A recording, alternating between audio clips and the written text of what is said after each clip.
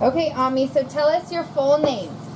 My name is Berta Christine Martinez. Is that Bray. serious? Should I ask him? That was impeccable timing. Do you know why you were given that name? Yes, I was born on my grandmother's birthday on my father's side, and her name was Berta Christina, and my mother thought I definitely needed to be named after her because we had to say birthday, and but she didn't like Bertha Christina, so I got Berta Christina. Bertha. Okay, what was your birthday? What is your birthday? June 3rd, 1934. This It's the same day as the Mission Barbecue. Ah. What same day as what? I was born on June 3rd, 1934, and they always have a Mission Barbecue at San Antonio. At Mission San Antonio? And my parents were planning to go to that mission, but they barbecue, but they had to make a detour to King City, so I couldn't get bored. Oh. Oh, look at the cat. Ami, look at the cat. Look at In the tree. She loves to climb up there. My bedroom was there.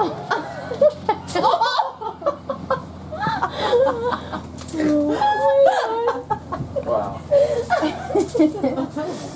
Okay. Did you have any nicknames growing up? No, No. And in what order of your siblings were you born? I was the first one. 2 years later, my brother Henry was born, and then came my brother Philip, and then my brother Paul, and 15 years later, Nikki was born. The So baby there were baby. 5 of us, and we took 15 years to get together. Did your family have any nicknames for you at all? No, I think I was always Berta. Okay. How about like BB? Did people ever do that? No. No. I hate it when people do that to I me. can tell you 2 nicknames I had in high school. Do you want to hear them? Yes. Okay, Mike Barbary called me Black Ring all the time. I spent a lot of time at the Barbary house, and Ann, his sister, was my best friend. And I used to take baths at their house, and he claimed that every time I'd taken a bath in their bathtub, I left a black ring. What? So he called me Black Ring. He also called me PF, which means pimple face, because I had problems with my complexion at that time. That's where we got our good skin. Yeah, it's great. Okay, and when you were born, where did you go home to? Where was your first home? My first home was called the Nance Place, and that's where Brianna grew up and her mom. But I lived in that house for about 4 years, I think, before my parents remodeled. There were 5 houses in our ranch, and my mother got to pick. She picked the one that I grew up on, and I can't even tell you the main name of it. But anyway, That was your first home? and that home I have stayed in all my time on this home. That's not the one that burnt down. Yes. Yeah. that It is. the one. That's the one. What are your first or fondest memories of that home? Oh, my brother Henry and I just loved to. We really had a very wonderful growing up. My brother Henry and I were always building forts in the trees, and we always looked forward to my cousin Diane. When she came to visit, that we'd get in our fort up in a big tree someplace and keep our eye out down the road as far as we could see. A yellow convertible coming. I can always remember my cousin Diane came in a yellow convertible with her parents. They all had long scarves blowing in the wind, and they all looked very sophisticated. And and that was my city cousin, and then we tormented Diane the whole time she was there. Were those your favorite kind of games to play growing up with your brothers and sisters? This Yeah. running around. Henry and I played a lot of, tomfoolery. we played a lot of just ball games out at the at my house. But we, oh gosh.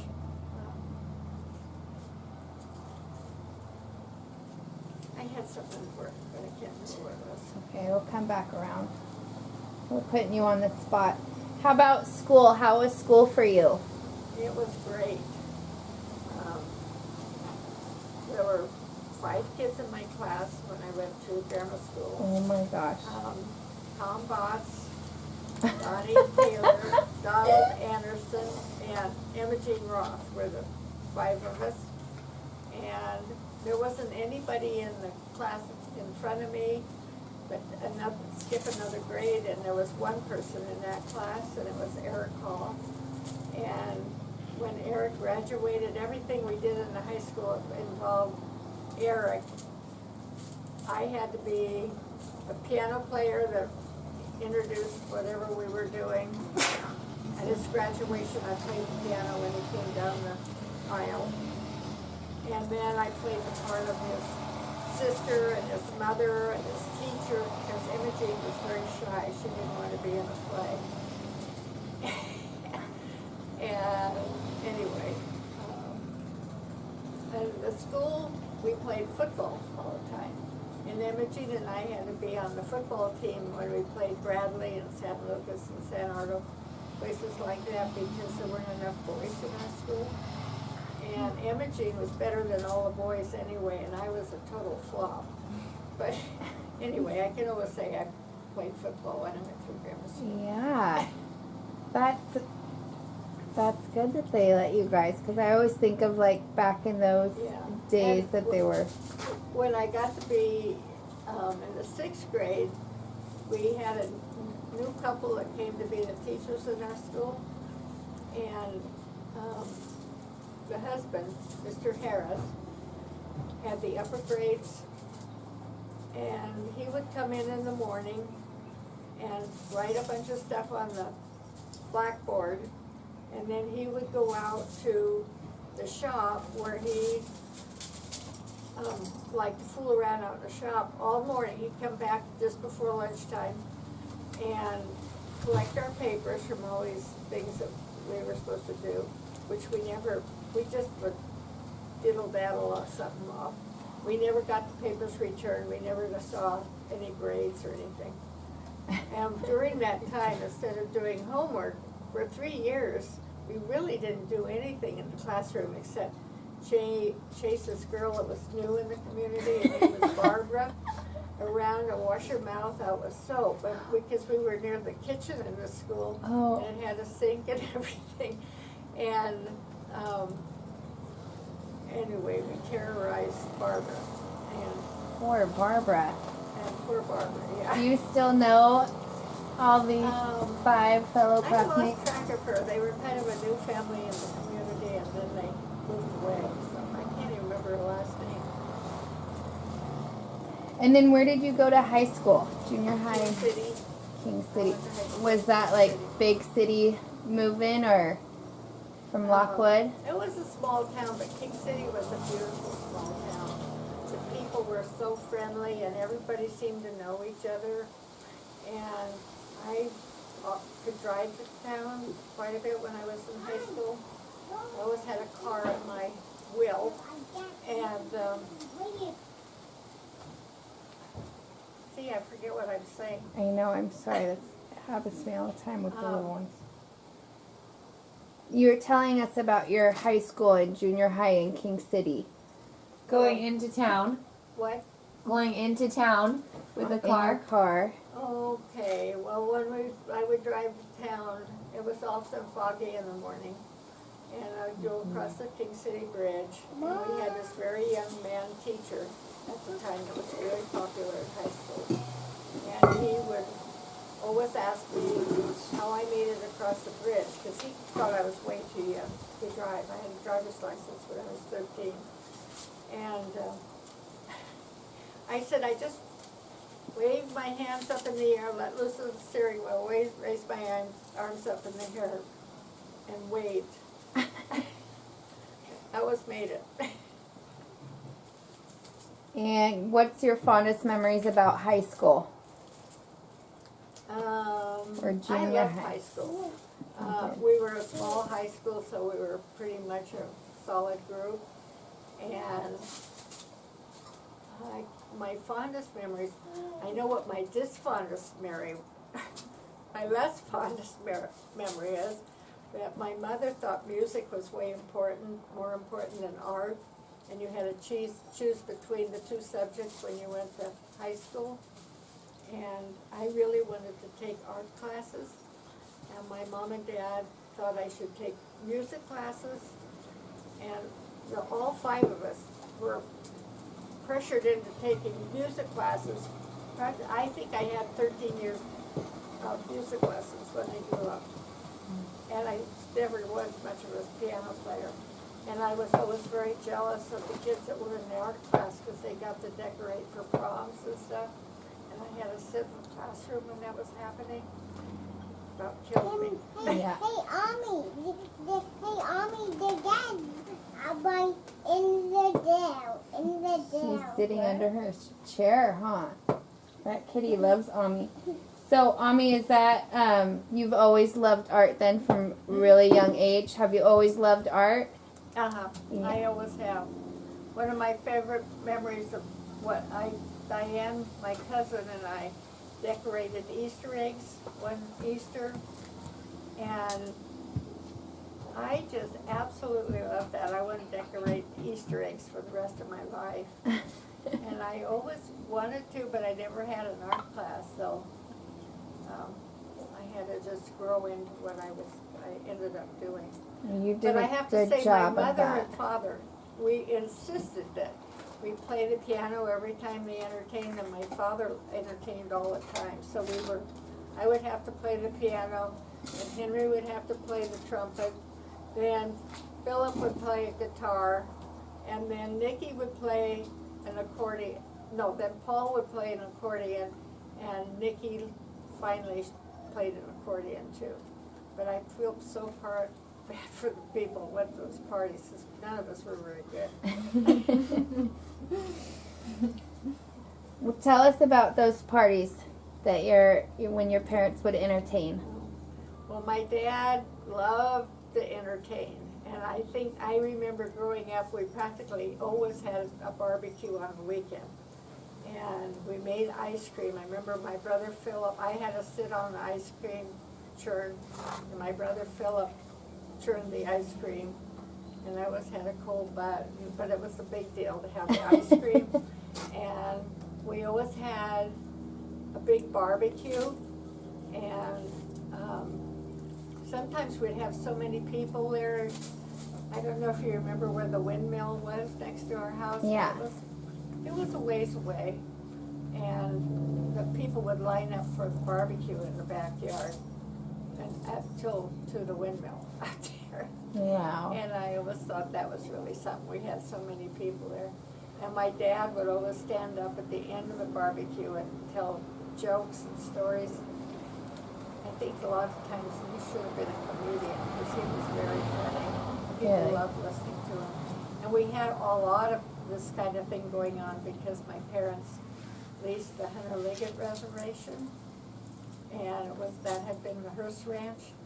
And my dad and his partners went to Washington D.C. when it became a military reservation, and told the White House that in Germany they wouldn't have this 200, I think there's 275,000 acres there.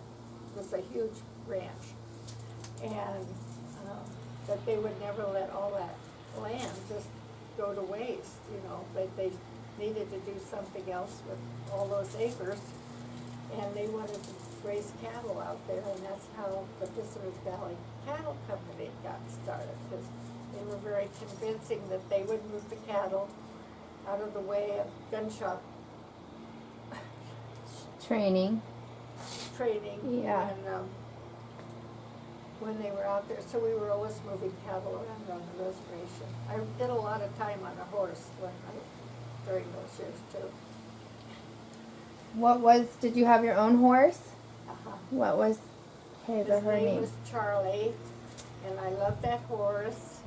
And one day when we always had to be in the kitchen for breakfast at 7 o'clock in the morning, dressed, and have fed the 4-H animals before that. That was a big part of my life too. 4-H was huge.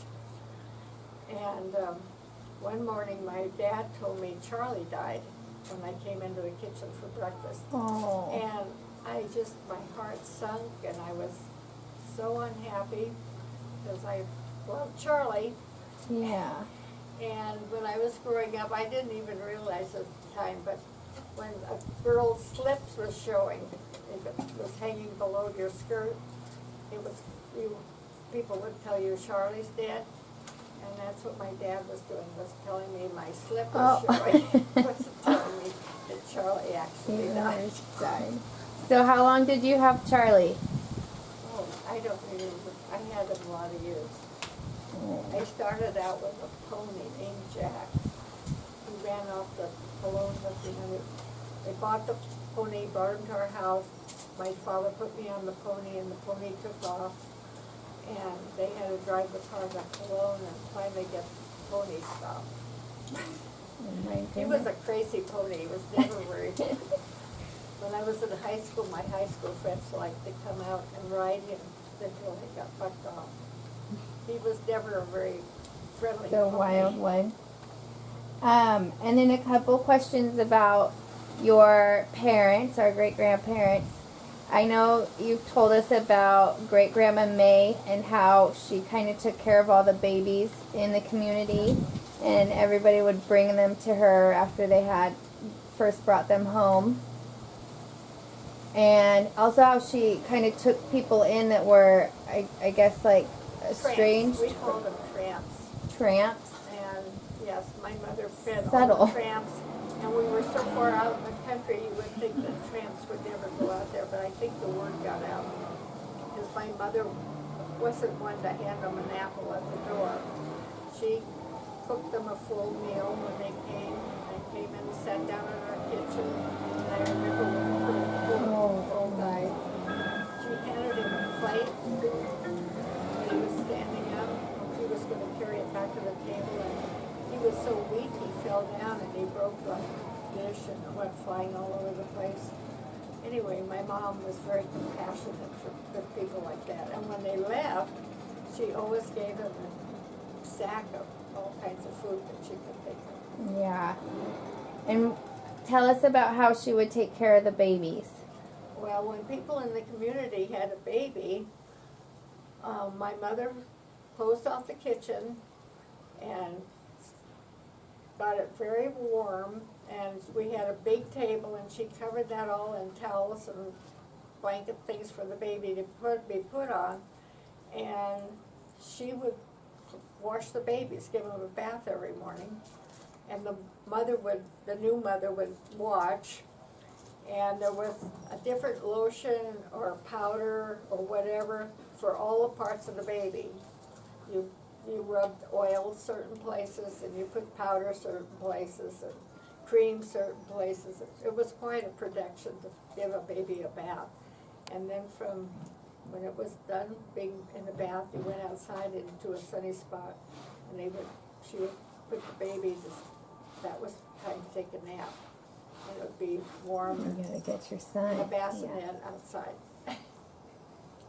How did she get that reputation? Like, why would I don't know families? how it started, but she became the cleaning baby lady in the valley. And what are your fondest, or I guess what comes to mind the most when you think about your dad? Well, mainly that he was such a character. We always thought he should have been a comedian. But he was a great cowboy, too. Yeah. My dad was always, he was always on stage. He was always entertaining people. And I can't remember him ever saying a crossword to me, but he did expect me to know things that, he would just expect me to know all about a horse, for example. And I can remember people asking me things and I didn't know the answer, and I was on the horse all the time. Anyway, and I think, why didn't my dad tell me that? I didn't know the difference between a pinto and a sorrel and so on. So. I don't. And then jumping back to after high school in King City, how did you decide where you were going to go to college? Or when did you start thinking about that? I had a Spanish teacher in high school that was very friendly with my parents. And I had already been accepted to the University of California. That's where my parents both graduated from.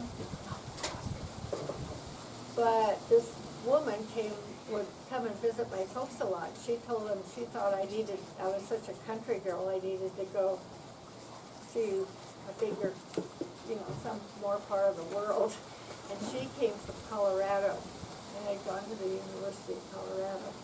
So on spring break, she took me back to Colorado and showed me the university. And it was beautiful there. And I decided I could do that at least for a year.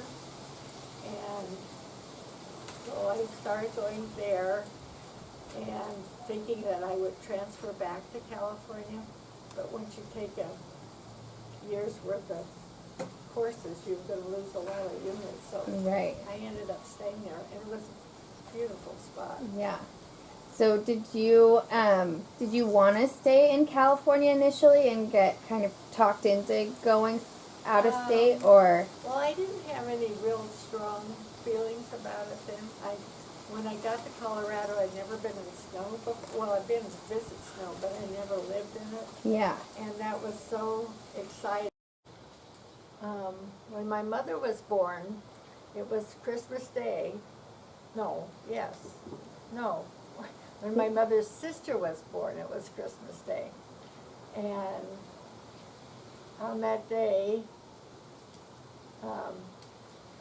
her sister Wally was born, and her father, and I don't even know if I know his first name. His name was Schlesinger, and he was 26 years old, I think, and he died of pneumonia on that same day. So Christmas wasn't a very happy Christmas. Child was born, father died, and it was Christmas all at once. And then my mother's mother lived in a big house in the Sunset District. She said it was a pretty big house, and it had a ballroom upstairs. And after her father died, and the mother was left with 2 little girls, she needed to do something to make a living or keep income coming in. And she became a teacher, and she rented rooms in this house out to boarders. And one of the boarders was this guy named Tormy that I never knew when he was older, so I shouldn't take judgments, but I never liked him very well. He was a furniture salesman, and he had a room in my mother's house. And I guess they became friendly, and he wanted her to marry him. And she said he had to do more to improve himself beyond being a furniture salesman. And he went to dental school and became a dentist. And she did marry him then. And I don't think my mother ever particularly was crazy about him. But anyway, that happened to my mother, and my mother's mother died in an automobile accident one Thanksgiving when I think I was just 2 or 3 years old, so I don't remember her at all. But it was Thanksgiving, and after the dinner, she decided to go, I don't know who was with her, to go to the beach in San Francisco, and she was going through a cross streets, and their car got hit and she got killed that day. And I think about how couldn't have been that much traffic going on those years. Yeah. It didn't seem like that was possible even. Such but a freak anyway, that's how accident. her mother died.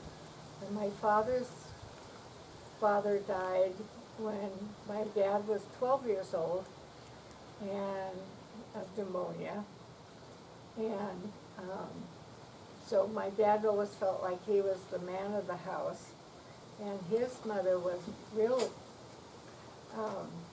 spooky about living in the farmhouse that she lived in, especially when it was, I guess, rain and lightning just scared her to death. And Henry, my father always said that they all had to hide in the closet when there was any kind of a storm going on. So Oh. the mother got my dad and his sister Pauline, and they all crowded in a closet and stayed there until the storm was over. And they grew up out in Lockwood, right?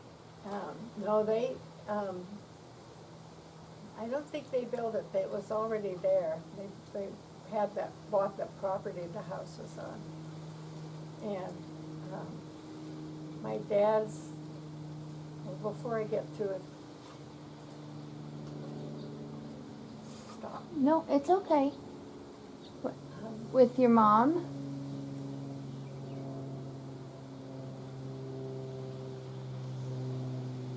Well, my father's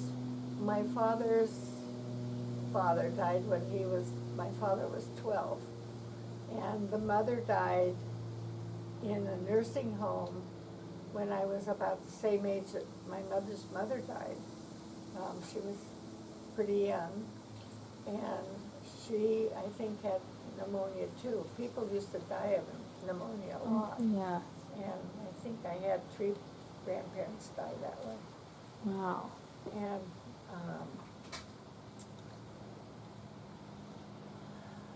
So, I'm sorry, but your dad's family grew up out in Lockwood, correct?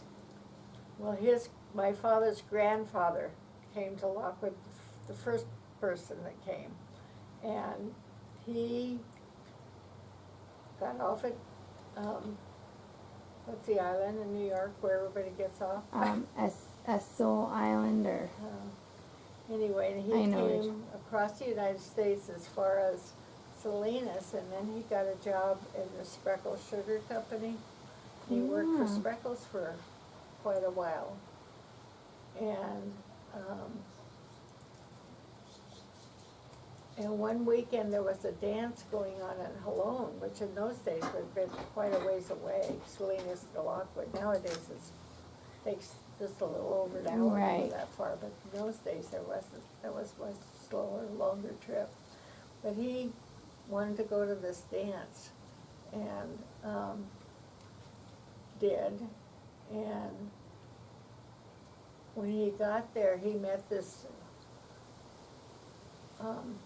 Juan Martinez, a Mexican man, and he was homesteading 160 acres in Lockwood, and he didn't want to keep up the homestead. And so my great-grandfather, I guess, sold his horse and a $5 gold piece to this Mexican man in trade for 160 acres. And that's how they originally started in Lockwood. And then my Wow. father's had 2 brothers that, my father's father had 2 brothers that came over from Germany, and they all moved to Lockwood too, and the 2 brothers never married. And my dad went to the University of California after he went through high school. But people in King City were very kind to him because he didn't have a father. And this Jim Pettit took over father duties for my dad when he moved to King City to go to high school. And used to stand in as a father figure when he needed, somebody to go to a meeting or something happening. My father was always very close to this fellow. He lived with the people who had the movie theater in King City. I can't remember their names. But when he was going to high school, he lived in King City and was taken care of by this man. And then he went off to college and met my mother. My father dated my mother's sister before he dated her.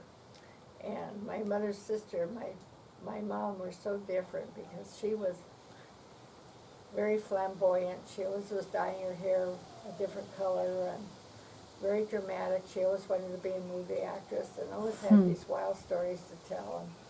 And my mother was very much more the lady. She was Reserved. just quiet and reserved. Yeah. And anyway, when my father, then they both graduated in a mid-year, around Christmas time. And as soon as they graduated, they decided to get married, and they arranged to go to this, what do you call it? Chapel or A what? a chapel or like a Oh, courthouse? Oh my goodness, I can't believe I can't remember. Somewhere to get married? Is that what you're talking about? Justice of the Peace. They Oh. arranged for this Justice of the Peace in Redwood City. And my mother's best friend, Connie Cantervan, was the one that stood up for her, and they all just barely made it to the Justice of Peace before he closed. He wasn't going to be there very much longer. And then after they were married, my dad brought my mother down to meet his mother in Lockwood. And when my father told his mother that they'd been married, and his mother wasn't at all happy that my dad had married this girl who didn't have a German background. She was supposed to have been a German girl. But anyway, they did grow to be friends, and my mother was very serious about learning everything that farm wives did, how they cooked, and she was determined to have these big farm boys because that's what you had to be on the farm. And she ended up with 3 large sons, and I can remember my mom and dad always said that when they got here and after they met his mother, they decided to go to Kalinga, which I don't understand at all because that was just a dump in the road. But they were going to go to Yosemite for their honeymoon. Oh. They only got as far as Kalinga, and then they stayed there, went back home. And in Lockwood, my mother had 5 houses. By that time they collected property, and property had 5 houses on it. So my mother had to pick several houses that she could live in. And at first she picked the place where Doug and Yvonne lived I was born in that house. And now I think I mentioned it once. I can't even say the name of it again. But my mom and dad lived there for when I was born, and then Henry was born. I think he was 2. And then there was Nan's house was bordered the Hearst Ranch, and she picked that one for her permanent home, and they totally remodeled it. And that became home to all of us until it burned down. What was it would have been your great grandmother then, your dad's mom? What was her name? Do you remember her name? It would have been your grandma. Yeah. Her name was Berta Christine, and that's Bertha why Christine. I got my name. Yeah. Oh. I think I already said that. How did you forget that? And then what was Grandma May, my great grandma? What was her background? She wasn't German heritage, but what was her ethnicity? My mother always said she was English, Irish, Scotch, and Dutch. Oh, And she married this man named Schlesinger, who died, he was only 27 when he died of pneumonia. So, I, of course, never knew him, and my mother didn't. She knew him for 2 years, I guess. Yeah. But she never really had a father either. Hmm. But he was very tall, and I just have one picture of him, but I think my daughter Paula looks a lot like that grandfather. Oh. And I think my brother Philip looked a lot like him too. So thank God they didn't look like the man So you didn't my know, mother married after. you didn't know great grandpa's mom very well, your grandma? Did you, she No, I died when really you were basically pretty young? grew up without any grandparents. Yeah. But my father's, when he died, he had 2 bachelor brothers that were on the ranch, and they ran the ranch until my father was old enough to take it over when he married my mother. And then my Uncle Sam, my mom said he always called me his little partner, and he took me everywhere when I was quite young, and treated me like I was a queen too. And then he went off to World War One, and he got killed in World War One. And my brother, his brother, my Uncle Phil, always acted like the grandfather that I didn't have, and like the father my dad didn't have. Right. And he was a big, you couldn't help but love Uncle Phil. He wasn't a roustabout. He was just Yeah. very neat and tidy. He was a great big man. And he took care of all the chores of what they called the home place where he lived. They had the pigs and the chickens, and Yeah. they had horses and cattle. They had everything. But my father was mainly a pig farmer when he first married my mother. They had a lot of pigs, and they did farming. Yeah. And we have in back of the house, where the house was that burned down, that was called the pig pasture, which Henry and I loved to build our forts up in the pig pasture. And it was kind of made a circle. And when my cousin Diane would come to visit, we always had to initiate her into whatever club we had planned for her. And I remember one time we made this lunch, picnic lunch, and we were going to walk around the pig pasture. Wherever we met, we were going to eat lunch.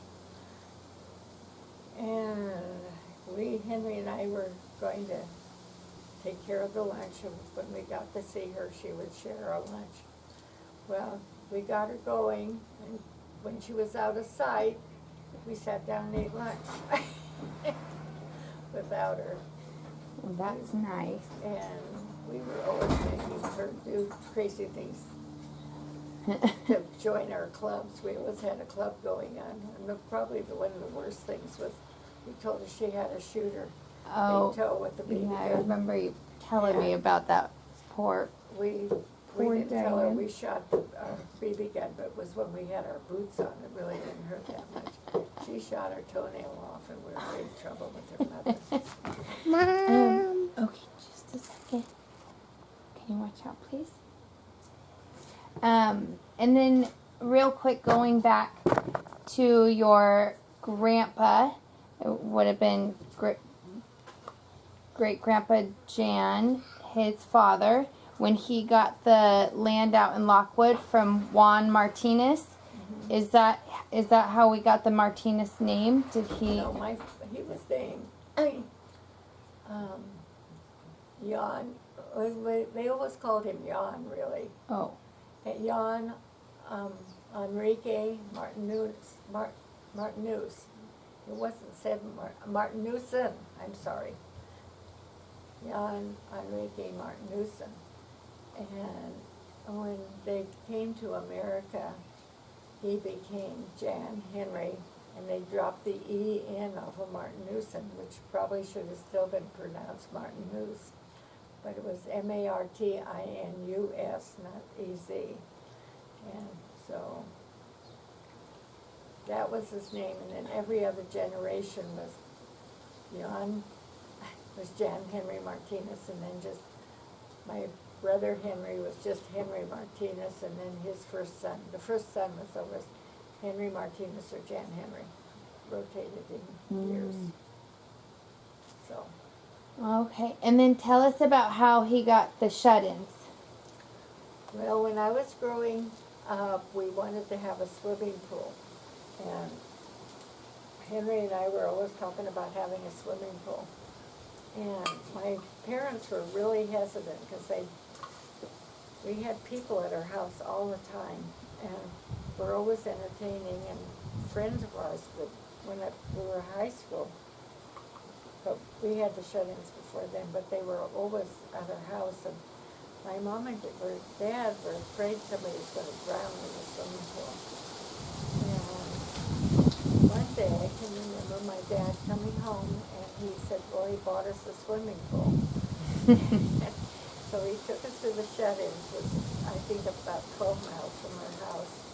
And it's a place in the Mastriana River that opens up into kind of a small lake, just a beautiful spot. And it's right in the middle of the Hearst Ranch, which didn't make it real convenient to get to, and especially when the Army was doing maneuvers, we always had to get permission to go there. But when I was very little, and before my father even owned that land, my mother and Lucille Getzelman, the lady that had the Lockwood store, she would take her niece and older nephews, and my mom would take whatever kids she had to the shut-ins, and we just camped in the sand. Now one year my father decided to build a house, and he built this concrete block house, just a rectangle and tin roof on the top. It was nothing fancy, but it was a place that had running water, the bathroom, and in the first winter after that, we had such a heavy rainstorm that the river got up and ran through the house and took the roof off. And we always thought that was just a freak thing that happened because the house seemed to be quite a ways above the river. Yeah. So my father rebuilt the house for the following winter, and it happened again. The river ran through the house and took it all apart, took out all the windows and the roof and stuff. So after that, we just camped in the 4 walls that was left standing, and we sort of played house there. And then now my nephew Eric has one end of it does have a tin roof, but the water still goes through it. It went through it again this last year, but we don't leave anything there that matters much if it gets wet. And you guys would you just go out during the summer out there, or would you always go there? We went out and we stayed during the summer. When I was first married, I loved to go to shut-ins, and I always had my craft things going on, and I had Joe Smart, particularly, a special friend. We would go out there and stay 3 or 4 weeks and do crafts, and people had to bring us food and bring us ice, but once I got out there, I didn't want to go in again until I had to. And I always just loved the shut-ins. And how did the shut-ins get that name? It was already named that, so Okay. I don't know how it really got that. Okay. And then what about the beach house? And the beach house, when I was young, it was in the early 1940s. My parents belonged to what they called the Hallowy Club. It was all the communities that were close to each other in Lockwood. They're all put together, and it ended up, the word Hallowy became the name of the club. It was Halone and Lockwood, and I don't know what all. And the young couples out there got together to do things periodically. And one thing they always did was go camp on the beach in Morro Bay or Pismo to go clamming. And one time we would just sleep on the beach in sleeping bags. Anyway, one time we were over in Morro Bay camping on the beach, And it was really foggy and windy and cold when we woke up in the morning. And the adults had built a big bonfire, and snow would come down, hit the windows of the dorm that I lived in. And I called my parents, and I was just really enamored with, there was a little lake on the campus that you could go ice skating on. And I told them about the beautiful snow and the ice rink lake. And then I graduated 4 years, and I got married to my husband, Howie Bray. And I was there 2 more years, so I was totally 6 years in Colorado. And I couldn't wait to get out of snow, and I never cared if I saw a snowflake again. Okay, you can't just gloss over how you met Papa there. That's a big story. But I also want to hear about your sorority in college and when you met Papa and how your dating life went. Well, I met Howie.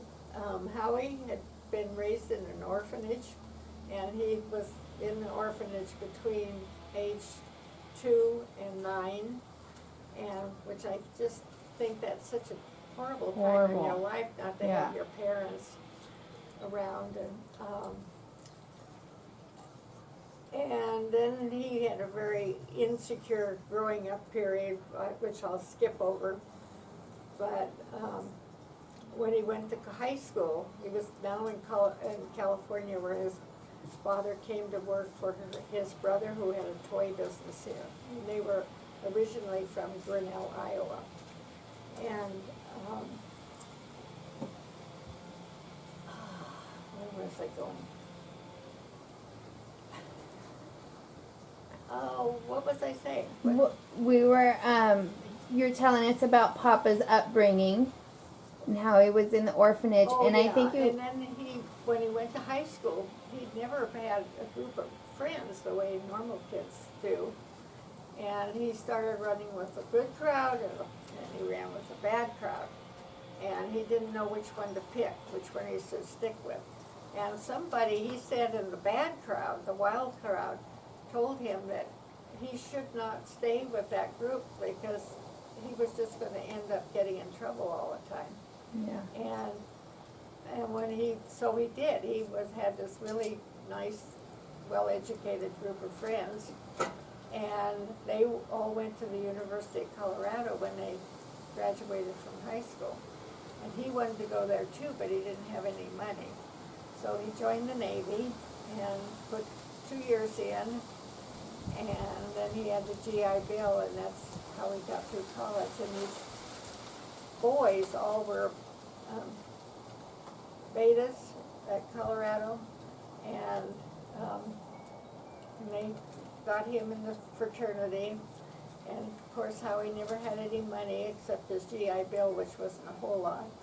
And he worked at the cleaners across the street from his fraternity house, and he worked as a houseboy in my sorority. And he was there in my house, in the house that I lived in all the time. And he called her Cookie, the cook. He helped prepare our meals and served our meals. And when we had somebody new coming or going, he always helped them get moved and did just chores around the sorority house all the time.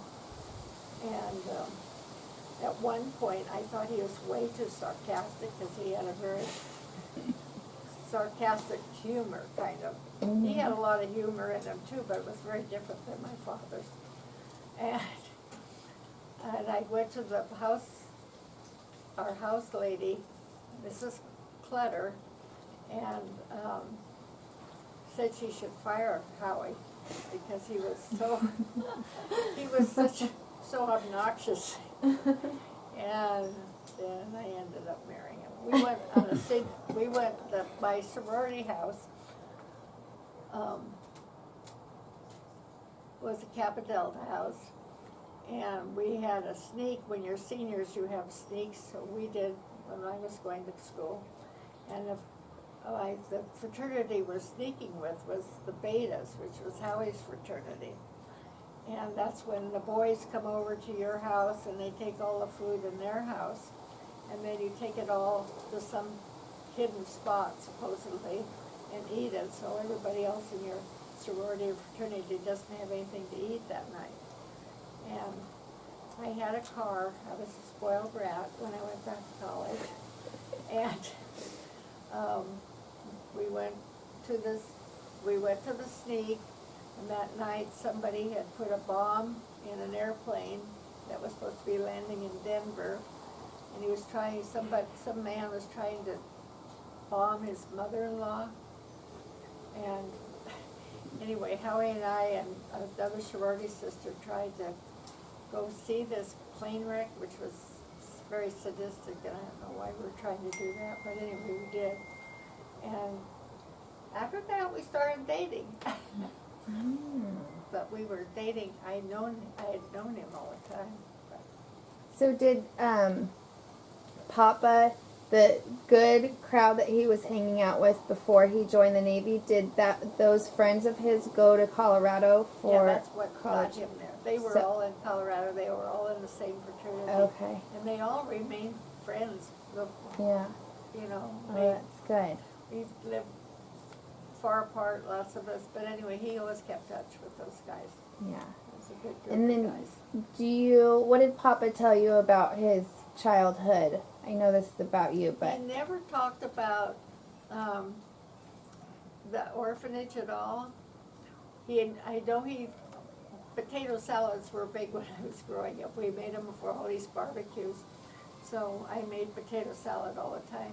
And he didn't like eggs and potatoes at all because he said that's what they lived on at the orphanage was eggs and potatoes. And he didn't like to have anything to do with eggs and potatoes. He said he knew very well what it was like to get hit with a ruler because the nuns were always snapping him for something. But he never complained about it. But he was very young, you know. He was just like. And then when he got out of the orphanage at 9, he went back with his Father and mother. His father and mother was a Depression time, and they worked separate jobs.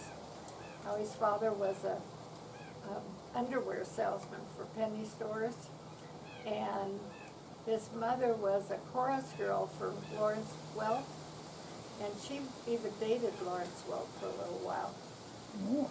Anyway, but the two of them had not really lived as husband and wife either. And then Howie's father got an offer to come to California and work for his brother, who was a single man, never got married. His name was Henry, too. Wow.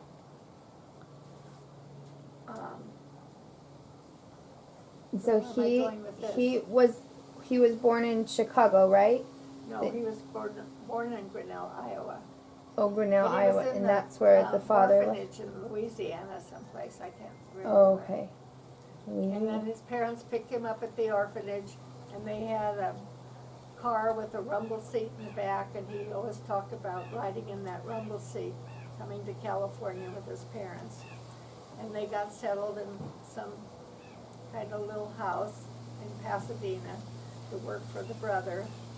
And then, but the marriage didn't last very long. But his parents were together when they had him, and then they left him in the orphanage till he was 9, Yeah, but and they then both went their separate ways with their jobs. when he was 2, when he was younger. And then they got back together when they got him and came out to California. Right. Oh, wow. And they didn't have any other kids. They didn't stay together very long. They were divorced quite early in that time. And the mother married a guy named, his last name was Reynolds. I don't even remember his first name. But she had another child. And Howie always said he really raised this boy. His name was Bobby. And Howie said he used to take Bobby to the movies all the time because it only cost $0.25 or something like that time. And he said they always sat up way out front because he wanted to be able to look up the girls' dresses. How much younger was Bobby than Papa? Oh, quite a bit. Yeah, like Quite a bit younger. probably good. And Bobby joined the Navy too, but I never met Bobby. When he got married, I had written him a couple of letters, we corresponded a little bit, and then he went overseas, and Howie, we didn't hear from him, we've totally lost track of him, but Howie felt like he was almost his child, because he always had him Yeah. to take care of. And so he stopped at in San Francisco at, what is that base there? Not Pendleton. Oh, it's a huge thing, I can't say. Gosh, it starts with Anyway, a P, Howie I know went what you're there talking to this office that keeps track of military people. And he said within minutes he had Bobby on the phone. And they had a really nice conversation. Bobby was I think he was in New York or somewhere at that time. He was stationed in the United States, but a real distance away. And Howie came home and he was so excited after talking to his brother, because he hadn't been with him for years. And this is dragging on. No.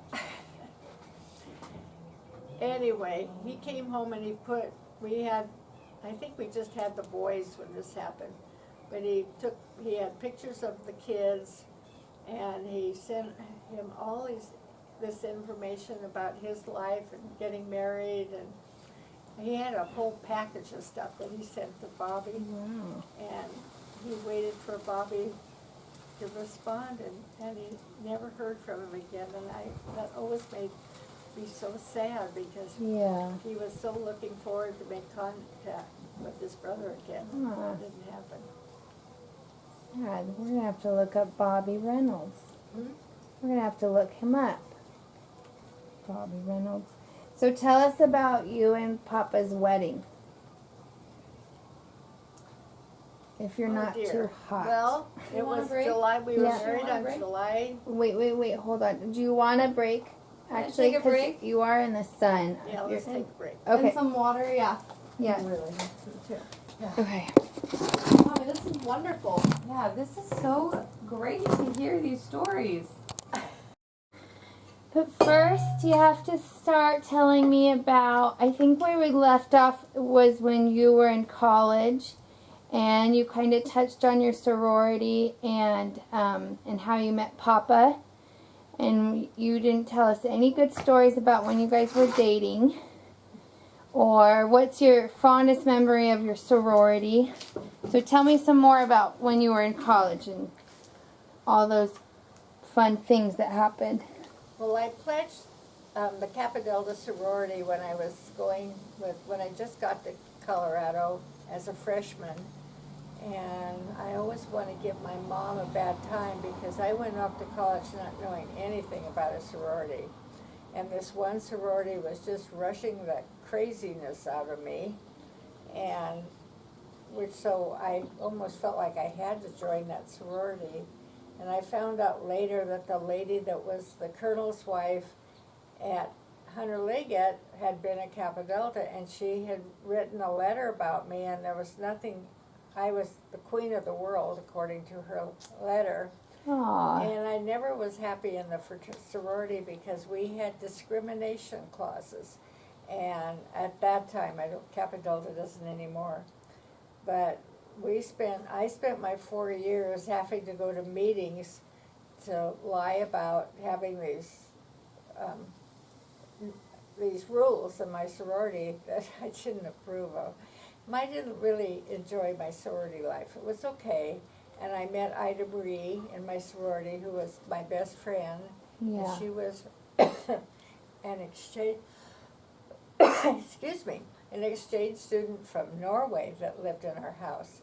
And we've kept in touch through the years, and she's visited me here in America, and I've gone back to visit her in Norway. And anyway, she was very special. And I had another very good. I had some good friends in the sorority, but as overall, I didn't enjoy. Yeah. What Sorority kind of life. discrimination laws What? what kind of discrimination laws did they have? Oh, no Like- Jewish girls, no black girls. You know, if you Really? were some other race, you weren't welcome. Yeah. Anyway, and Howie was the houseboy in my sorority. He was the whole time I was there, and he helped the cook, who we called Cookie, and prepare her meals, and he did the grocery shopping for her, and he was in the kitchen a lot. He also helped girls move in or move out, and did just general maintenance chores around the house as he needed to. And when we were having rush weeks, he would always say something sarcastic to the girls we were rushing. At least I thought he was. I thought he was very inappropriate with his comments, but when I think back, it was kind of good. But Yeah. anyway, I went to the house mother, and I told her that she should fire Howie because he was not helping our sorority at all. And of course, she didn't do that. And then when I was a senior, Howie and I went on a sneak. His fraternity was the Beta House by, and his fraternity brothers got all the food for a particular night. I think it was a Saturday night, or Friday night, doesn't matter. And we got all the food from our house, the seniors, and so the senior girls and boys for that sorority and that fraternity took it off to some park, and we ate all the food, so the rest of the fraternity and sorority didn't have anything to eat that night. And this was called a sneak. It was something that was kind of traditionally done. Yeah. The sororities and fraternities. And I was spoiled brat going to college. I had a black Ford convertible with red leather seats, and I'll never forget it. Ooh. And it was just the cutest car. Anyway, that night after we'd eaten all the food we wanted and everything was kind of getting over with, Howie and I had a sorority, Suzanne was with us, and we decided we wanted to go to see an airplane crash that had just happened in Denver, which I can't imagine why we should pick that activity. No. But anyway, Stop. Howie and I went on this trip to Denver, and of course they wouldn't let anybody even near the crash, but that was kind of our first date. And after that, we just Sorry, he took me fishing several times, and I'm stopping for a moment to get settled. You know, sorry. I'm going to edit this fancy part. There's no telling no to Harlow. I'll sit on my lap. You want to go sit with Grandma? No. No? You want to listen to some stories? No. You got to be quiet while we listen to Grandma. But you would go fishing with Papa? Yeah, we went on a few fishing trips, which were fun. And we went to the movies a lot in Denver. And what else? We had 2 beer halls in Colorado, the Tulagis and the Sink. And we went there quite a bit because at Tulagis you could dance, and it was fun. We drank that 3.5 beer, I think that was. It was a big deal. And anyway, the spring semester after, and my senior years when we really started dating. And then at the end of the year, I was going to stay in Colorado and go to get my master's degree, because Howie still had 2 more years to go to school. He had started 2 years later because he went into the Navy so he could get the GI Bill to help pay him his way Yeah. through college. And anyway, anyway, instead of going to get my master's degree, we decided we wanted to get married. And my parents were mortified because they had just been to Colorado and hadn't even met Howie. And they did meet him because he was feeding them food, and they knew who he was. He knew who they were, but I don't think they paid much attention to him because Yeah. he was just the waiter in The the help, house. yeah. And I had been dating earlier this fellow named John Williams, who was a law student, and he was a great big guy, very handsome, looked like he could have been part of my family very easily. And my parents thought that's who I was going to marry when I told them we were coming home to get married. And he had John's picture on the kitchen table telling everybody that was their future son-in-law. And Howie was so uncountry-like. When we were that age, guys in the country didn't wear shorts and cut off pants and tennis shoes without any socks and Yeah. crew cuts. And anyway, when Howie showed up at our door in the middle of the night, my dad had been waiting up for me, and he'd been calling me since he'd been in Lake Tahoe, and he said he'd wait up to meet Howie. But it got to be 5, and they had been to a party the night before, so they got home late. And he stayed up with me until about 5 o'clock, and then he said he had to go to bed. And then just after that, Howie walked in the door, and I said, "Oh, hurry up, Howie, why don't you go meet my parents?" And because my father had just gone to bed, my mother hadn't waited up at all. And my father rolled over. I said, "Daddy, here's Howie." And Howie, that's my father, Jan. And and my dad looked at Howie and he said, "Oh, shit." And he turned over and went back to sleep. Ah. And my brother Philip got up early in the morning at that time, around 5 o'clock. And he was baling hay. And he hadn't even taken a bath the day before because he'd been baling hay the whole day and night. Anyway, he climbed out of bed all dirty, and his clothes were filthy dirty. And I introduced Howie to my brother Philip, and I don't think either one of them understood each other at all. And my brother Philip was very tall, and he was a great big guy. And Howie was 5'11", and didn't look like a country boy at all, which he wasn't. Anyway, everybody grew to know each other and like each other, but at the time it was kind of, oh my gosh, what have I done? Yeah.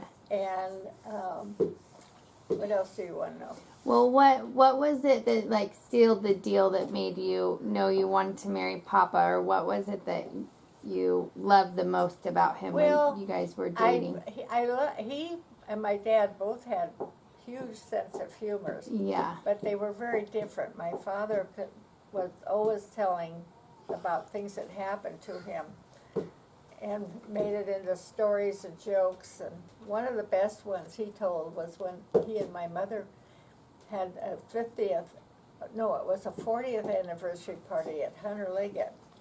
And they asked my dad to get up and talk, which of course he wanted to do. And he was telling how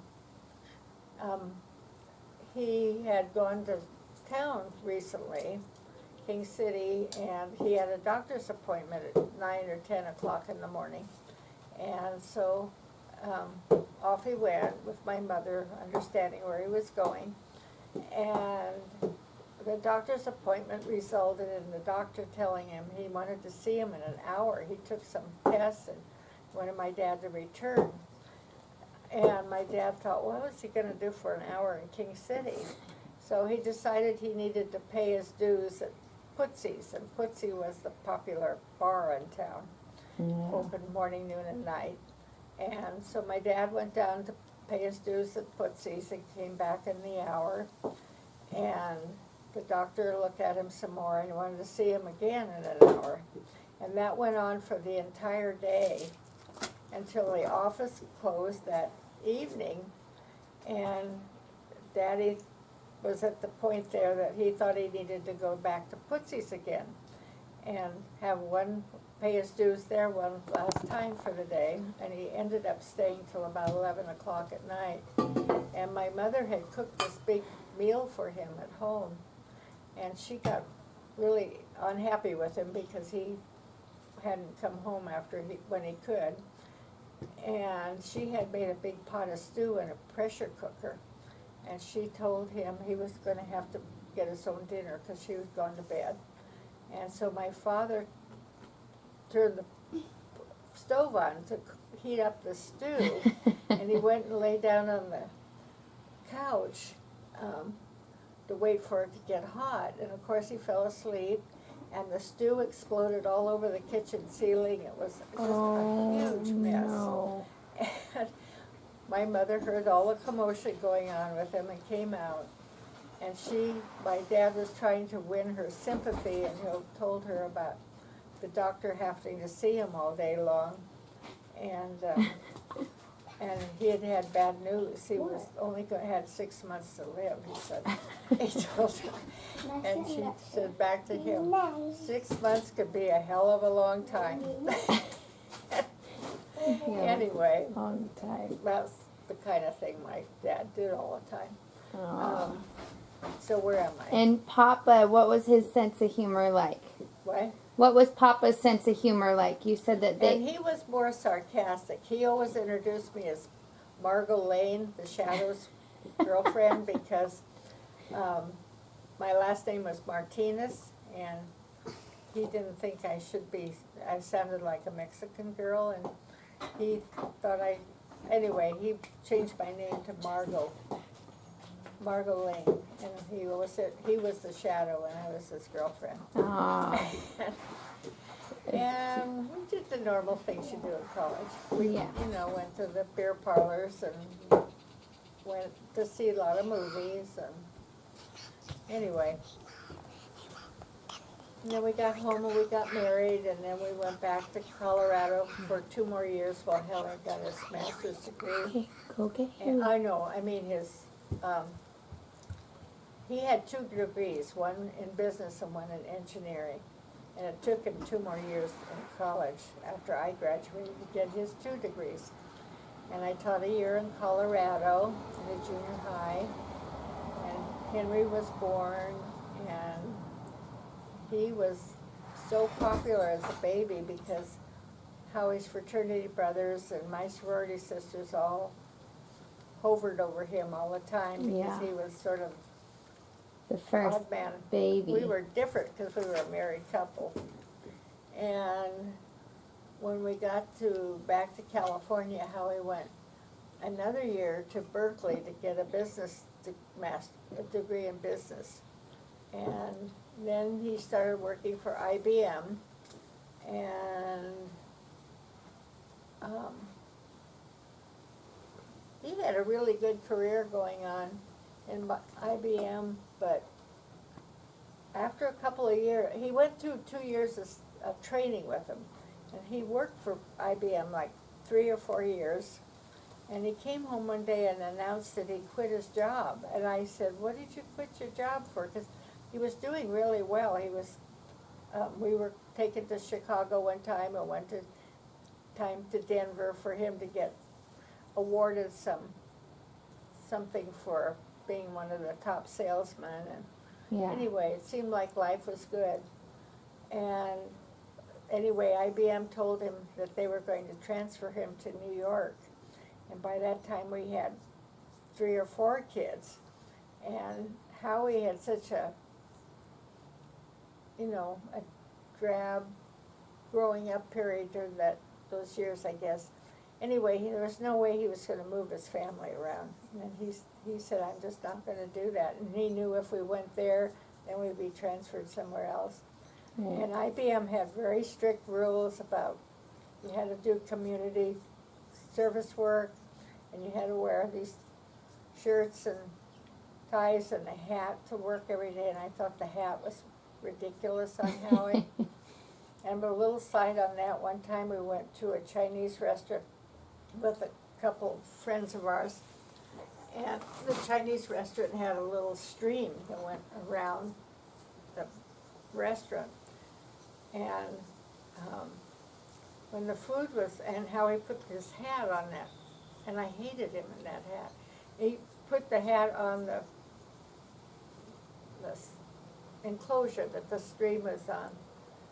And I managed to knock it in the stream during the meal purposely. And when we got up to leave, he couldn't find his hat. And I didn't know a thing about it. Anyway, that got rid Really of the hat. didn't. I didn't Yeah. have to put up with that anymore. And anyway, then he was a sales rep for other computer companies along the way and so on. But And you guys got to stay in El we Granada. stayed in El Granada for 40 years, I think. Yeah. How long did you guys live in that first house that you moved We into? lived in that for 9 years. We lived in a rental house for 9 years. It was a very comfortable house, Yeah. but it wasn't our house. And they wanted $19,000 for the house, and we thought that was an incredibly high price for the house. It was way too expensive. But in the meantime, Howie had a friend who went into real estate, and he had these lots up on the hill in back of us. And we ended up buying one of the lots from him. And it looked over Maverick Waves, the Maverick surfing beach. And anyway, we built a really beautiful house up there and lived there for, What did you think when you first went up to that lot of land? I just loved it. I went up there and would take a book or sit there and draw house plans, draw what I wanted the house how to look fun. like. And then we had an architect friend in El Granada, and he drew up the plans, and we built this house, and it was, How long did that take to build the house? it took about a year, I think. It took quite a while. And I was so anxious to get in it, but it was worth the wait. Yeah. And one of the highlights of that house was it had a restaurant wolf stove. It was 5 feet long and had 6 burners and a 2-foot grill. Yeah. Not a grill. Like, Make your pancakes on. yeah. And I loved that stove. And when we sold the house, that was one of the first things the couple got rid of. Everybody, when we put the house up for sale, said, "What are you doing with that stove?" And we'd already picked this house up in Paso Robles. And I knew it wasn't going to fit here, and I said it was going to stay in the house because I thought it was perfect in the house. Okay. You guys don't go in the pool. Okay, Huey, not getting in the pool right now, please. Sorry. Anyway, But you had all the kids when you were in that first rental house. I mean, my dad. No, Treya was born in the first rental house, and we'd lived in Richmond a couple of years before that when Howie was going through his IBM training, and I taught school in a Richmond junior high school. That was really tough kids, and I was young at the time, and they were afraid to hire me because they didn't think I'd be able to handle the kids. But they did hire me, and the kids were really hard to handle. Yeah. But we had a direct line to the office when anything went out of control in your classroom, that we could immediately get help. And I ended up fine there. I kind of liked it. It was practically all black school kids, and they had all been mistreated. And anyway, Yeah. that's another story. But Yeah. I taught school there 2 years before, and I taught school a year in Colorado, and then I went on to teach 40 years total in Half Moon Bay, but some of those years I didn't get full credit for the years, but when you put it together, it added up to 40 years. Wow. Because when I had the kids, I didn't miss work full time. And you always did middle school. And I always was at the middle school. Yeah. I really wanted to go to the high school, but high school only had one home ec department, and they had a teacher. She had been my babysitter, actually. And she was a great girl, and she was a great home ec teacher. But she didn't want to lose her job either, so Yeah. I accepted. Oh, and then I told my principal, I taught for him as a sub because he was a half-time. Okay, so now tell me about Designing Women, or when you met Bev and how that all got started. When I was teaching junior high in the 70s, we were having an open house one night, and this obnoxious lady went by my door, and I had all these parents in there, and she hollered in, "I want your job." And I didn't know who the person was at all, and I thought, well, that wasn't very nice. Anyway, she ended up getting a job as a math teacher in my junior high, but she had a home ec background too. And we actually became best friends, and we taught ethnic clothing classes in the fabric stores all over the Bay Area.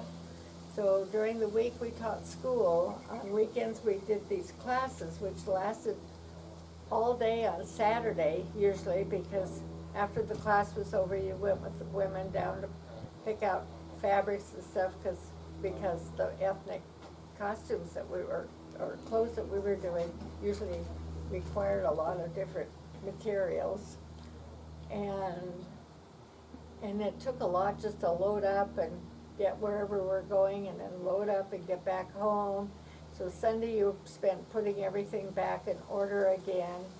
And we always had a lesson of some kind that we taught at these classes, and we ended up writing a little book. And Hannah, I need to give you the book so you have I it think sometime. was it the Designing Women book? Uh-huh. Yeah, I have one of those. Oh, you do? Yeah. Anyway, we loved doing what we were doing on weekends, but it was just too much. She had 3 children, and I had 4 children, and teaching school all week, and then doing this on weekends. Yeah, it was a lot. Was a bit much. But we decided we liked working together, and people were buying our samples. When we would make a sample of something, somebody in the class would just have to have it. So we knew we could sell clothes. And anyway, I had a friend in the Bay Area named Kaylee Emanuel, and she was a fantastic artist. And she did all the clothes for hair. And The play? the play. And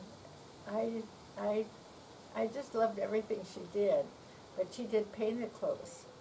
And I told Bev, I will paint the clothes and you can sew them together, because she was a wonderful seamstress. I was okay, but not as good as she was. She was really meticulous seamstress.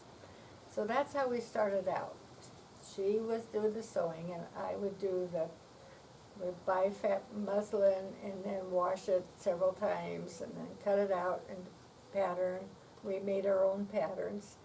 And I would paint something on fabric, and then she would sew them together, and we were doing pretty well. But we started selling our clothes in pretty high-end clothing stores. We had 13 at one point, and there was a very fancy store in Burlingame that we kind of started out in, and we had one in Palm Springs, and we had one in Santa Fe, New Mexico, and our clothes were very expensive, way more than I could ever afford. But anyway, people were buying them, and we had quite a little business for a long time, and we had lots of fun. We didn't make a ton of money, but we could have if we put our heart in it more. We had girls sewing for us, and even we got painters at one point. We had 2 girls painting all the time, and we had 3 girls that sewed all the time. And Bev and I went to New York once to buy fabric, and we went to Arizona once, we were in galleries there. Anyway, that was a fun part of our life, and Yeah. that would fit in with And us. where did you guys start those first classes? The when you guys first started out, you and Bev? Oh, it was in the Bay Area. We would, Oh, you would go up to the Yeah. city? we would carry the, no, well, yeah, we started out in the Bay Area. Is that Yeah. what you mean? Yeah, well, Yeah. you said you would teach those ethnic classes? Oh, yeah, but there were stores all over the Bay Area that, and Would nowadays host. they don't even make those ethnic pattern classes, Yeah. clothes.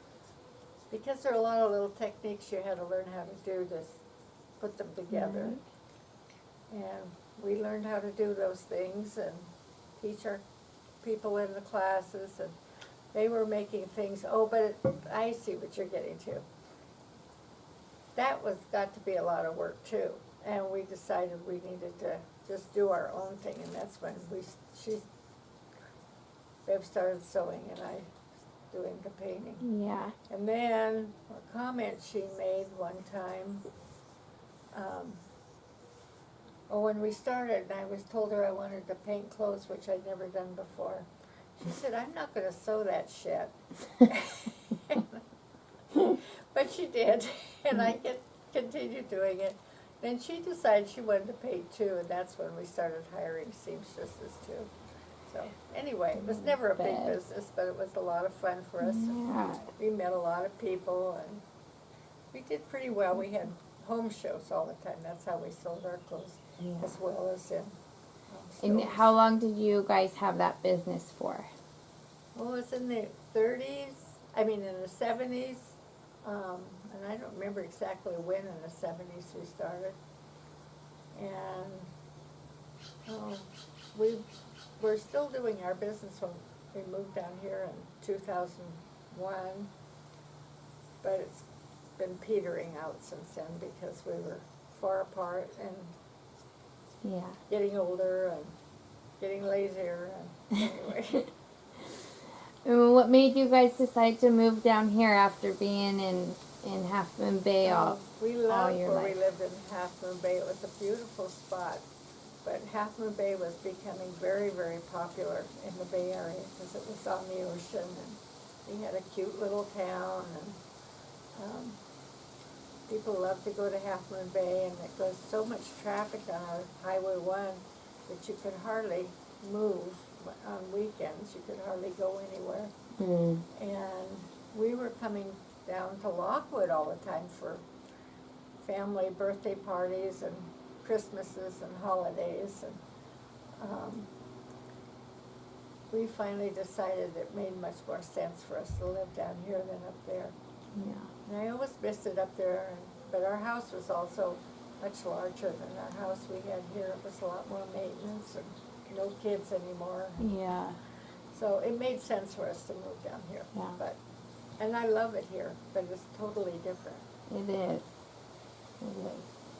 What about,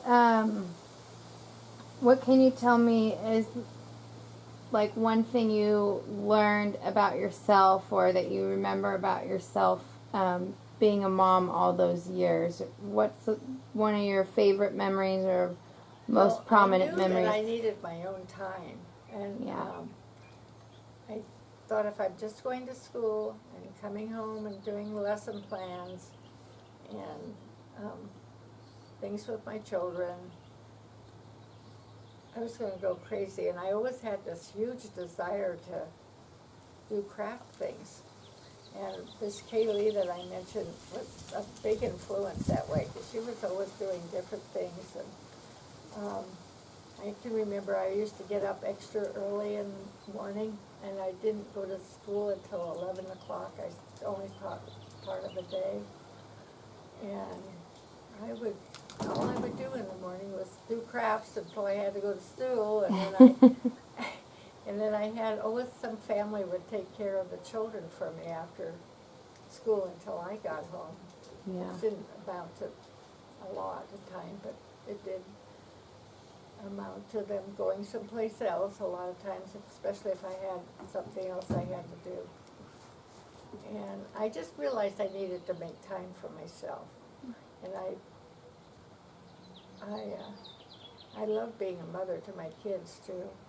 And Howie was traveling a lot during that time, so a lot of that time was just the kids and myself. Yeah, And it's important.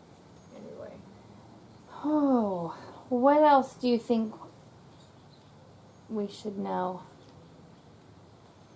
We turn touched it on. off a minute. Okay.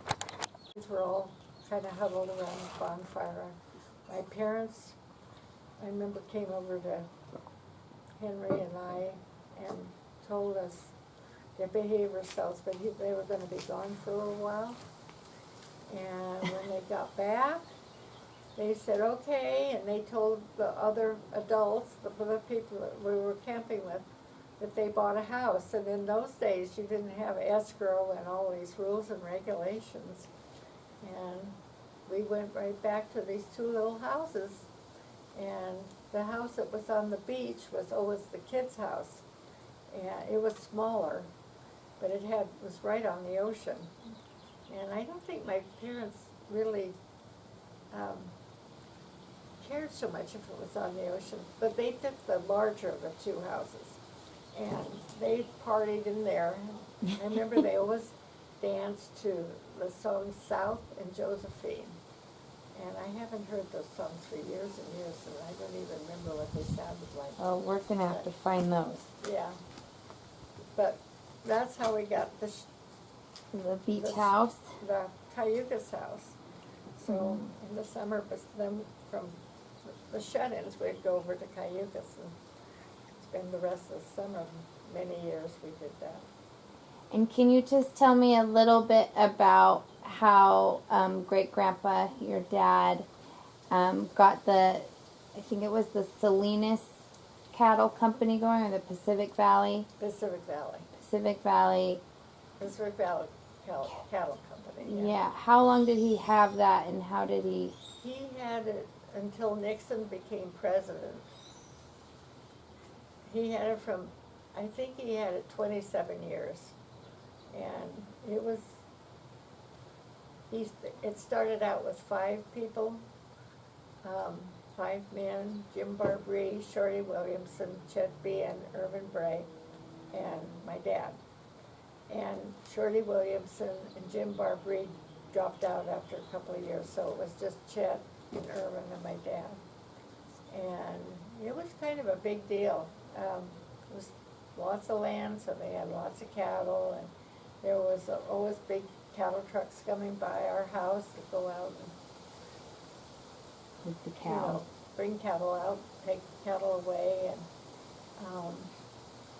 and they always had a huge barbecue for lunch. And because they were on the reservation, my dad always invited the colonels and the big shots from the Army to these barbecues. And then friends and neighbors started coming too, and it seemed like every day lunch was like around 10:30, because that's when it started getting hot. We got up at 2:30 in the morning, and then we'd have to take the horses and drive wherever we were working cattle. And that was the job for me. That's what I did. Well, when they first started, Jack Talley and I did the barbecuing, but when it got to be a big deal, then we were excused from barbecuing, and can't say his name. Bob Thomerson did the barbecuing, And they would be held at the. yeah, and then I would help my mother make things to fill in at the barbecue. But every day was always the same menu. You had these wonderful steaks and hot garlic bread and homemade salsa and homemade beans and potato salad. It was regular. The pink beans or the pinto beans? Pink beans. Pink King City beans. pink beans. We lived on King City Yeah, pink beans. I remember hearing about how those were always sitting on the stove. Yeah, my mom always had beans going. And then didn't she make the lemon bars that you are now known for? That was Yeah. her My mother signature cooked a dishes. lot when she had never That- cooked at all on her mother-in-law, who didn't like her in the beginning. did teach her a lot about cooking, and my mom was very faithful, following all her recipes after the mother-in-law died. We always had her menu for Thanksgiving and Christmas. We always ate the things that Yeah. the mother-in-law had taught her. And I remember shrimp cocktail was always served at Yeah, Thanksgiving. we always had a shrimp or crab cocktail, or mix them up even Yeah. before you ate, And then she well, had her oyster special ways stuffing. of cooking a turkey and the dressing. I always liked my parents' dressing more than anybody else's I ever had. Is that the oyster dressing? Yeah, but nobody makes it the same. Joe always tries to make it now, Paula's husband. He does okay, but it's not the same. Is it a cornbread No, stuffing? it's not cornbread. It was just day-old or old bread. Yeah. And Well, that's what is so funny because when I moved to the South, I had never heard of oyster stuffing except from you guys before. And when I went down and lived in Arkansas, everybody had oyster stuffing or the crawdad or water bug stuffing, but they'd make it with cornbread, and I just thought that was so no, we gross. never used cornbread, but we always had oysters in our stuffing. Well, and then I remember she'd always make that lamb pie or that lamb cake Oh, for yeah. Easter. Yeah. I guess her mother taught her how to do that, and she had a mold, a really nice mold. You see them nowadays, but they're kind of flimsy and they're not Yeah. the same. And I tried to make a lamb cake a couple of times, and the home ec teacher, I get so frustrated because the whole cake would break apart by the time I tried to get it out of there. So I was trying to glue it together with frosting, and I just made a mess. Yeah. But my mother always had a perfect lamb cake and shredded coconut, on the lamb, and I know, that was frosting. always the It prettiest was always thing. a great cake. She made it really. And you told me one time you always did the same things with your students. You always cooked the same things like spaghetti and pizza and the marinara sauce. Did you guys make that or no? And what else did you make with them? We made wontons. Ooh. I had the kids for 9 weeks, and my home ec classes for most of the time that I taught. This wasn't always the same, but,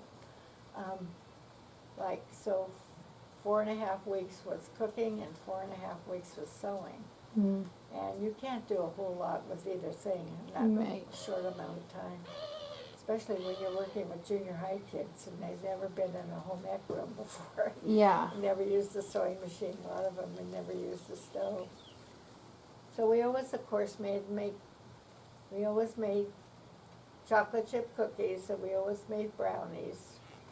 And then we always made yeast. I love to do yeast dough projects with them because you can make the dough one day and then roll it out the next day. And 'cause you only had 45 minutes to do this stuff in too, Yeah. with 45 kids, or 35 kids in your class. Oh my gosh. We were busy. So, but I had several yeast bed things. In the beginning, I was doing yeast donuts. Yeah. But that got to be a little heavy duty. And did you learn most of those recipes from your mom, or did you find them? I got them various.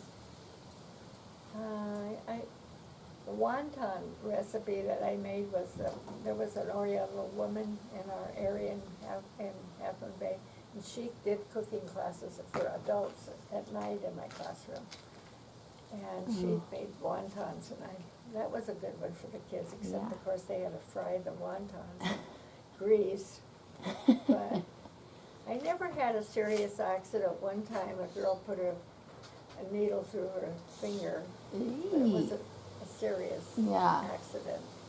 And another time, we had one kitchen that was sort of an island in the middle of the classroom. And the girl went by and she got her sleeve caught in the handle and got her hand burned. That was Ooh. more serious, not serious series, but, and I used to, I started cooking too, if it was Halloween time, we'd make candied apples, and now I think I must have been nuts making candied apples, because we made real candy. Yeah. Apples. Hot caramel. And then we started making caramel candy apples. Mm. And when we made the candy apples, we always had to go to the window and cool off the syrup a little bit. And one time, one of the kids spilled the syrup in the top of the sewing machine, because the sewing machine was under the window that they were using. That was a big disaster. Oh my gosh, I would lose my mind, I think. Okay, and I think I'm going to leave you alone after this, but the one last thing I have to have you do is Peter Pig for us. Just to the best of your ability, if you can. Uh-oh. Well, when I was young, Jesse, no. Wait. Hey, wait, I need to go inside. Or sit out here and be quiet. Are you still doing the interview? Yeah, we're just kind of getting to the end. If you want to sit down and hear This Peter is a Pig. long interview. I know, I'm just torturing Grandma right now. Come and when join. I was young going to school, if we stayed home from school because we were sick, we had to stay in bed. If we were sick enough not to have to go to school, we were sick, and you stayed in bed when you were sick. And of course, we didn't have TV or anything, so I used to love to memorize things. I spent a lot of time, and my father could memorize anything. He could recite Shakespeare to King City, and then when we come home from King City, he could recite more Shakespeare all the way home. He had memorized so much Shakespeare that I never Wow. wanted to listen to it. But anyway, I one time memorized this little poem called Peter Pig, and I memorized it because I used to go to the slaughterhouse, the pig slaughterhouse in Salinas with my dad, and I taught my dad on taking pigs to the slaughterhouse this about Peter Pig, and my dad used to love to recite this poem too, and he always got credit for it. But I said, Daddy, you can't take credit for that because I'm the one that taught you that poem. But anyway, so both of us claimed Peter Pig. But Peter Pig decided he would do a bit of rowing, and so he left a note to tell his grandma he was going. He put it on the kitchen shelf and cut a slice of cake and hurried down to his boat and started round the lake. It was a most delightful day, and Peter sang with joy. He played he was a mariner and shouted, "Ship ahoy!" All at once he came upon a funny little island. He said, "It's my land." He'd read of great explorers finding countries all alone and how they raised the flag to show they claimed a land their own. Well, Peter didn't have a flag, but he had a pin and a hanky and some sand to stick it in. He fixed this very hastily and took a little bow, and the island started, He stuck it in the island.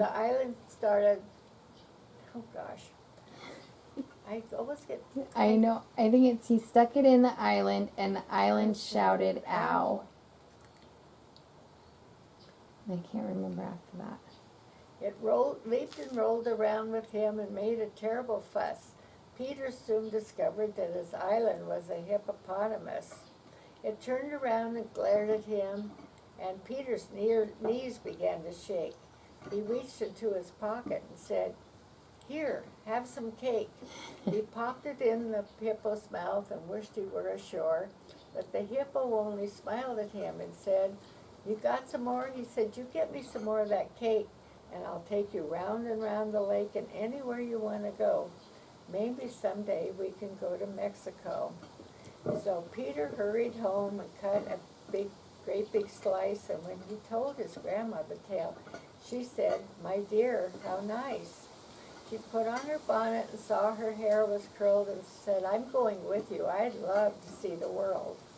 So around and round the lake the hippo went with Peter on his back and Grandma in her favorite rocking chair.